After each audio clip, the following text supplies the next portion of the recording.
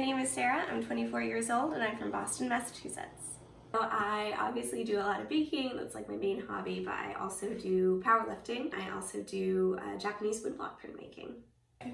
So I first started baking when I was really little. I remember growing up with my mom and she would kind of teach me to, cut in the butter into the flour. And then I started getting more seriously into baking a few years ago. I went to college in Scotland, the University of Edinburgh, and Bake Off was a huge thing there. And I remember it was kind of just this cultural phenomenon that I walked into. I bake probably 2-3 times a week.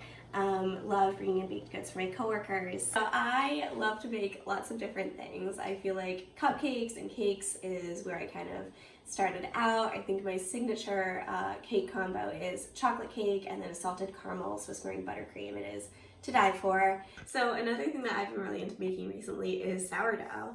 This year, 2020, I am doing a loaf of sourdough every single week. Mostly just because I really like the scoring. I think it's really fun. But I also am just trying to get more into bread. I think it's so exciting. So I think I would be a good candidate for the Great American Baking Show for a few reasons. One is that I am very good at multitasking. I am used to talking to people, my roommates, my boyfriend while I'm baking. I also have seen every single episode of Bake Off, British and American, ever. And so I know exactly what the judges like. I, more importantly, know what they don't like. For instance, Paul hates matcha. He does not like it.